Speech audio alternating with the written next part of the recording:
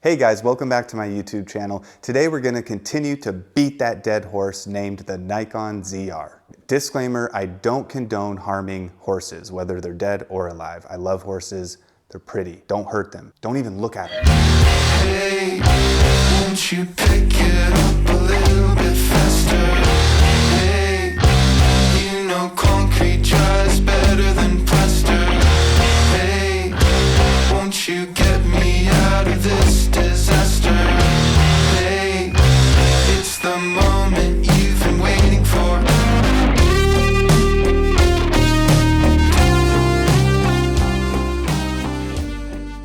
So I've had the Nikon ZR for about 3 months now, and I've put it through a lot of different shooting scenarios. I've shot 2 music videos for the band Joyce Manor on this camera. I've done pickups for a feature film, and I've done a wide range of branded content and commercial work using the Nikon ZR as my main primary camera. I've rigged it out in almost any way imaginable, and I've really stress tested all of the codecs. So I thought, let's revisit my review from a few months ago and see what's changed, because some things have shifted a little bit, and I think they'll surprise you, because some of them even surprised me. So if you haven't seen my original Nikon ZR review, I was doing that review based on 2 days with the camera. I did put it through my usual stress test, but it really wasn't enough time to get a full feel of what the camera's capable of, and what it's not capable of. But that Nikon ZR review actually gave me a lot of motivation to kind of redo my channel and keep it going, because that review brought me a decent amount of exposure. Exposure. So thank you to my viewers and subscribers, and if you haven't subbed already, please go ahead and do so. I have a lot of cool content planned for this year. Now, my whole angle on that review hasn't changed, and that really came down to my perspective. I'm a working DP and filmmaker in Los Angeles.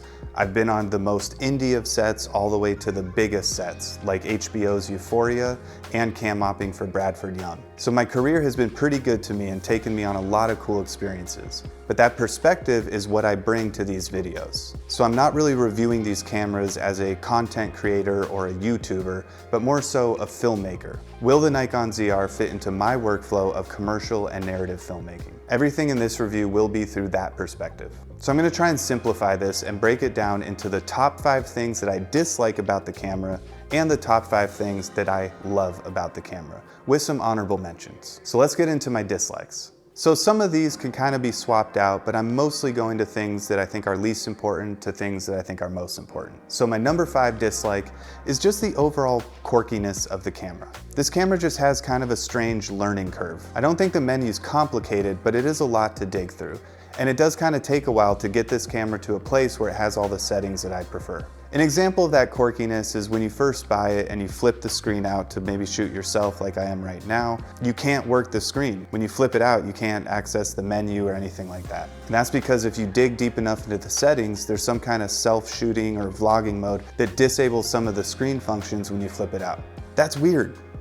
Why do that? Or things like the directional mic on the 32-bit flow audio not working when you shoot in the RAW codecs. At least last I checked. The in-camera audio quality is way different when you're shooting in the RAW codecs as opposed to H.265. And then just some of the quirkiness on the camera itself. The micro HDMI, that's not fun. Where the card slot placement is, that's not fun. I know it's not a huge deal, but I have rigged out the camera in a couple different ways to where I had to kind of dismantle it to access the card and the battery. Or even the thread at the bottom. When I first got this camera, my Cartoni tripod plate wouldn't fit onto that thread. It would screw in all the way, but then still be loose. Now the small rig cage solved that problem, but that's a problem that shouldn't need to be solved anyway. So it's just kind of a quirky camera. The number 4 thing I dislike is hopefully things that can be fixed in firmware updates. These aren't going to be anything you haven't heard before. But I think it's really strange that there's not an internal anamorphic D-squeeze on this camera and better exposure tools. For me, those are the 2 main things that I'd like them to implement in the next firmware update. And I'm genuinely surprised they haven't already. I don't think we need some giant marketing mic drop firmware update that throws the kitchen sink at us. I don't mind if they roll these things out one at a time, just give it to us.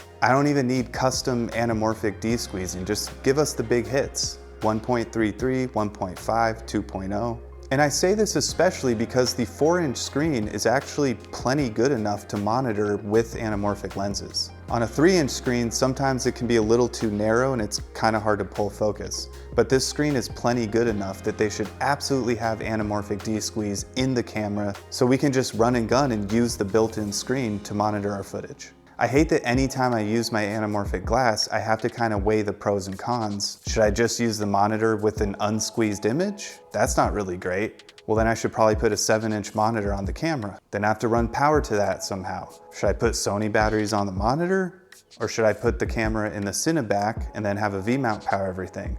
Well, then I have a heavier build just to shoot anamorphic. I would love the option to be able to just use the camera as is and de-squeeze internally so I can just run around with my anamorphic glass and the camera. And yeah, better exposure tools would be nice. To be honest, I've been doing this long enough, I don't rely on exposure tools that much anymore. Usually I learn a camera well enough that I can kind of just go off the monitor, but it's still nice to have to double check. And they do give us waveform, but it's kind of a funky waveform. Their last firmware update just added that red line to show where it clips. That seems like a weird band-aid fix when they could just give us a new waveform that's structured properly for the red codec and all the codecs. So traffic lights would be nice and false color would be nice. And you'll find a common theme with my dislikes, which is basically these are things that I don't see any reason why they can't implement them or they aren't already in the camera. I do have limited technical knowledge, and it's not like I can go talk to engineers over at Nikon, but I do have a relationship with Panasonic and I have spoken to their engineers. And I do have some insight into what cameras of this size and this processing power are capable of. And to my knowledge, albeit limited, I think things like exposure tools and anamorphic D-squeeze can absolutely be in here, no problem. Another thing I think could be in here brings me to my number 3 dislike with this camera, and that's the lack of a light version of the red codec. Now this isn't really a huge deal for me, but again, I'm thinking logically, and the fact that they do it with their NRAW codec makes me think, why not do it with your red codec? Color science is already in the camera, the codec's already in the camera, and I wish they could develop a light version so the data rate is a little more friendly, especially with all the AI stuff going on now. Hard drives and memory have already gone up in price, and unfortunately, that seems like a trend that might continue. So friendlier data rates in general and a light version of the red RAW codec would be much appreciated. The number 2 thing I dislike, you might think I'm backtracking on a little bit, but I'm not quite. And that's the H.265 codec. Now I know in my initial review I said it's plenty usable. I do still think it's plenty usable if you know the content is going to be viewed on a phone. If you know you're shooting just for Instagram or TikTok, I think the H.265 codec is fine to shoot in N-Log. Unfortunately, I don't think it's that usable if things might be viewed on a computer screen or even a TV, and especially a movie theater. And I've actually ran into that situation. I have shot some branded content that I wanted a really efficient codec for because I knew most of it would just go on social media, but there was the potential for it to actually be viewed on movie theater screens before the previews start. And it just was not a good enough codec for that type of viewing experience. It is pretty muddy, especially if you pixel peep. Now the HLG is better and sharper, as well as the standard, but those come with their pitfalls. One, the HLG, for me at least, is a very strange format to color grade. It's kind of somewhere in between log and Rec 709. So I can't just use my normal LUTs on it and it sort of messes up my whole coloring workflow. And then in standard mode, the Rec 709 is simply baked into the footage. So it's just not very flexible in post. I'm fairly certain their Z6 Mark III has a decent H.265 codec, so I don't really understand why they can't implement that in this camera. Something with a bitrate like 150 or 200 would be really welcomed here, with the ability to shoot in N-Log. Now for a couple honorable mentions. One, I guess, just goes back to some of those firmware update things, but there's more stuff I think they could add into this camera that they should have done so by now. Like the recording time. I think the last firmware update mentioned that it fixed that, but for me, at least shooting in NRAW, nothing changed. It still caps out at 2 hours and 5 minutes, and I can't see how much time I actually have on the card to record. The other honorable mention might surprise you, and that's dynamic range. Now, you've heard me champion the dynamic range of this camera multiple times, and I still stand true to that. Actually, this is one of the only dislikes that's also gonna be one of my likes. But I only bring it up because if it can be better, I wish they would make it better. And the only reason I pose that question is because it's highly speculated that this camera uses the same sensor as the Panasonic S1 II, which does have better dynamic range. So if they're able to implement that, at least in certain codecs where we can stretch that information a little further, that would be pretty cool. That being said, I do still think it has plenty of dynamic range to work with. And my number one dislike is the lack of open gate. Now, I don't know if that'll ruffle some feathers or not, but the more I use this camera, the more I've realized it would be a really nice thing to have. And I don't necessarily need it or want it for the vertical shooting argument. This probably stems from me learning cinematography from a more narrative standpoint, but I'm pretty specific with my framing. So if I do need vertical content, I pretty much just flip the camera and shoot vertically. That way I can be very intentional about my framing. But sometimes we do need both formats, and it does help to save time. So although OpenGate doesn't give you that much more on the top and bottom, it does give you some. And that would help at least a little bit for shooting both horizontal and vertically at the same time. But I would prefer OpenGate more so for both anamorphic and spherical shooting. Anamorphic, the reasons are obvious. If we have more at the top and bottom, it gives us more information to work with. And then we can better utilize 1.5 and 2x squeeze lenses. But also for spherical. You can see here one of the music videos I shot for the band Joyce Manor, we chose the 4:3 aspect ratio. We were going for that very 90s vintage punk rock vibe. And if this camera shot OpenGate, I would have had a better time framing for the 4:3 aspect ratio. I also just love the 3:2 ratio of OpenGate. I have shot certain projects in the past in both 3:2 and 4:3 spherically, and it's a lovely way to frame. Both of those are really beautiful aspect ratios for more portraiture style of work. And again, I only bring it up because if it can shoot 6K red raw in 60 frames per second, I would imagine that maybe it could handle the data rates of OpenGate topping out at something like 30 frames per second. Or maybe they could give it to us in the NRAW Lite or even the H.265 codec. But in any way, shape, or form, OpenGate would be nice. And that's for the things I dislike about the Nikon ZR. So let's get into the things that I love about this camera. The number 5 thing that I love about this camera is the form factor. The size is so incredible. It's so tiny and so versatile. I love that I can just put a neck strap on it and keep it super small and run around with it. Or I can use my Cineback from Camera Foundry and really rig the camera out into a full cinema setup. I've done both on professional shoots and everything in between. This camera is just extremely flexible. The number 4 thing I love about this camera, and you've heard it plenty of times, is the screen. The screen is that good. There have been so many situations where I haven't even brought an external monitor because I knew I wouldn't need one. I can definitely pull focus off this screen, and I can really trust its color and exposure. It is a game changer, and I'm gonna try my best not to make any 1 inch makes a huge difference jokes, but it really does make a huge difference. The number 3 thing I love about this camera is all of the codecs. Although I kind of poo-pooed the H.265 codec a little bit, it's nice that it has everything from that all the way up to Red RAW. The fact that it has ProRes, ProRes HQ, 2 different flavors of NRAW, I mean, they really gave us a lot of options, which is awesome. And that brings me to the number 2 thing that I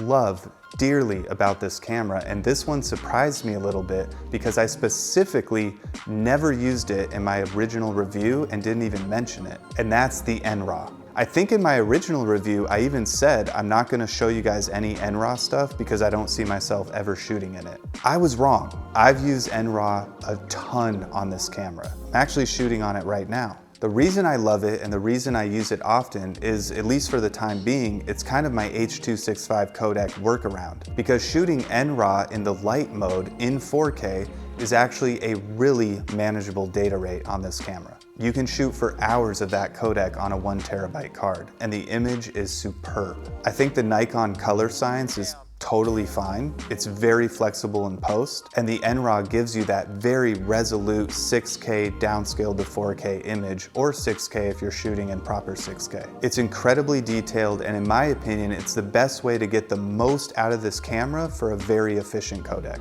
So for most of my branded content, NRAW is my go-to. And I don't have to worry if people are gonna be watching on a phone or a computer or a TV or even a movie theater, because this codec holds up and it will look beautiful on any of those. Now for the honorable mentions of things that I love about this camera. And that's just gonna be all the other amazing things that it throws at you. The 32-bit float audio internally is awesome. The autofocus is incredible. Again, I kind of learned cinematography and filmmaking through the narrative world. So I've just been a manual focus guy for a very long time. And although I still am, I use autofocus on this camera all the time now. It is absolutely good enough for a ton of my commercial work, product work, and these YouTube videos. Even right now, I can kind of move my head in and look around, I can come back, and it should be tracking me pretty well the whole time. And my last honorable mention is the photo mode. The video image quality of this camera really steals the show, so sometimes people forget it takes really good photos too. And I love that it's just a simple flip of a switch. It saves all your information and I can go from video to photo mode super quick. The raw photos are incredibly flexible and they're really nice to work with in Photoshop or whatever your editing program is of choice. And this brings me to the number one thing I love about this camera, which will be no surprise to anybody, and that is the Red Raw codec. The Red Raw codec in the Nikon ZR is, I would say, hands down, the best image quality I have ever seen in a camera of this size and this price. And I have used a lot of cameras. In some of my other videos, I've actually given you a list of all the cameras I've used. I'm not gonna do that here, but you can trust pretty much any camera you can think of, I've probably used in some kind of professional scenario. So I can say with confidence that this is just one of the best images out of a camera, not only for the size and price point, but even for cameras in general. Now, it's not gonna be technically better than an Alexa or a Venice or another Red camera, but it comes shockingly close. The feature film I just did pickups for was actually shot on a Venice 2, and we used the Nikon ZR because we had to be a lot more nimble, move very quickly, and steal some shots in Los Angeles. Now, I can't share any of that footage with you, unfortunately, but playing around with it in post, it will cut just fine with the Venice 2. And when I look at image quality, I'm looking at the whole thing. I'm not just looking at dynamic range and how many Ks the image has. I'm looking at things like the roll-off in the highlights and the shadows, how resolute the camera is. And that's not just the Ks, but can it maintain an organic soft image while also being incredibly detailed, which this camera does so well. Thanks to the 6K resolution paired with the OLPF filter, this camera marries sharpness and softness perfectly. I'm also looking at things like color fidelity and motion cadence. And some of that stuff's not really things you can measure, it's just kind of how the image feels to you. And this image feels incredibly cinematic, especially the motion cadence. There's something about it that just kind of screams, this is a movie making machine. And when we're making movies, we're essentially just putting on a giant magic trick for the audience. No one's sitting in their seats thinking, I wonder if they use SDI cables to route to Video Village or HDMI. I wonder if they lit a half a stop more, they could have recovered some of those highlights in the window. I won't go on, but basically what I'm saying is no one is thinking any of that. They're just here for the show. So as far as narrative filmmaking goes, this camera can absolutely be used for anything from a small indie short to even a big budget Hollywood movie. The image is that good. You just have to know how to expose it and how to light for it. And with things like the Cineback, you really can rig this camera out to play nice with every other department on set. So not only would I totally use this camera as a B or C cam on a feature, but I would happily use it as my A camera on a feature. In fact, I have a couple potential features coming up this year that I might choose this camera for, simply because how small it is and its versatility. With a camera like this, instead of these massive rigs, you can kind of just throw it anywhere. It can go on a gimbal, it can go on a tripod, you can go handheld, you can suction cup it to a car. Basically, it just makes everything on set easier and cheaper. And if you can save time and money with your camera package, you can put that money in front of the camera. And that is where the magic really happens. Hope you guys enjoyed the video, and I'll see you on the next one.